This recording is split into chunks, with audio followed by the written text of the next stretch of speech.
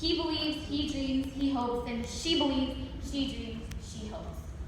We all are individuals, human beings. And as a community, sometimes we have to come together to think about, even though we're human beings, are we really being human? Are we supporting each other to help and for the betterment of our global society? And I know that takes time, that takes energy, that takes effort, that takes commitment. And I know we go faster alone, but don't we go further together? Ratan Tata once said that iron can only be destroyed by its own rust. And we as individuals, as women, as men, as Americans, as Indians, but simply as humans have to realize that in this puzzle called life, no matter how diverse or different we may be, we all come together to form a full picture, and that is the root of the mission of Ekal Vidyalaya. Now, I would like to invite you all to think about what you think literacy is. I think a lot of people seem to think it's a lot about writing your name on a piece of paper or reading a sign or billboard. But that's not wrong. But me personally, growing up in a society where my words, my perceptions, my beliefs, my writing, my thoughts, and just merely my knowledge defines who I am, defines what I can be, defines what I stand for, I believe literacy is much more.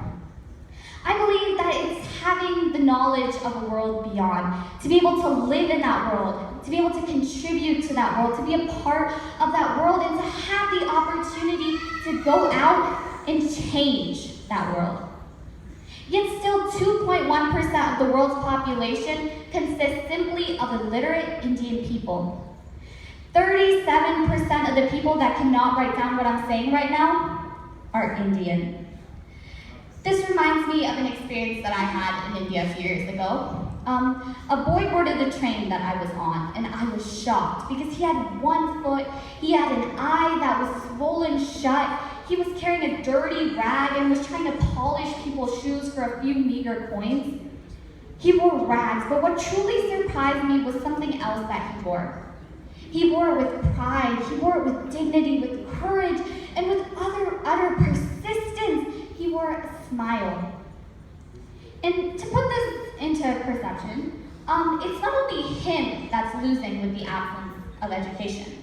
It's not only his family, it's not only his community, his town, his city, his state, even India.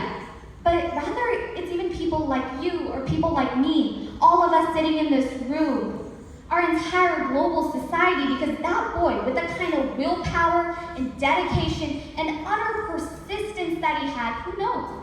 He might have been the next CEO of Apple.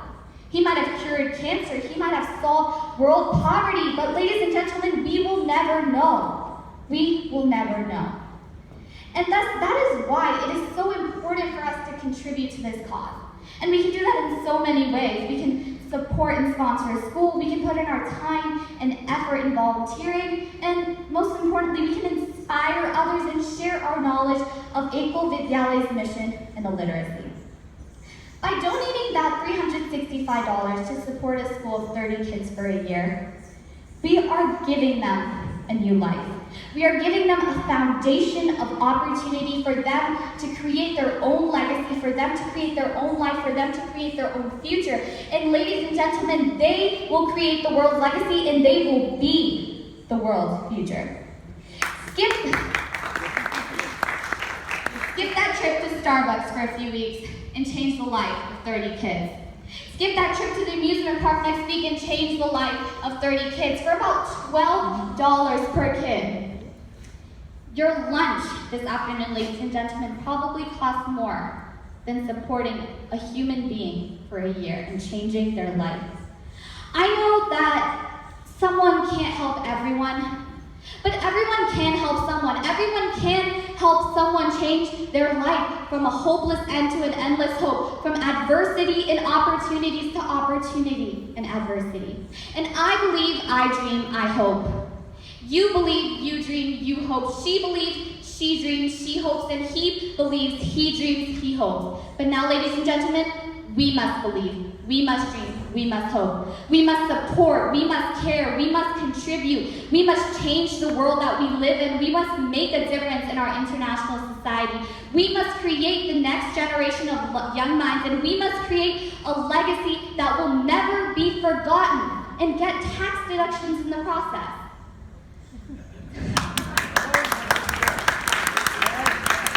Thank you so much for your time, and if there's one thing, just one word that I would like you to take away from everything that I have said so far, is the one thing that can initiate a revolution of change in worldwide education. It's just one word, one thing, and that's you.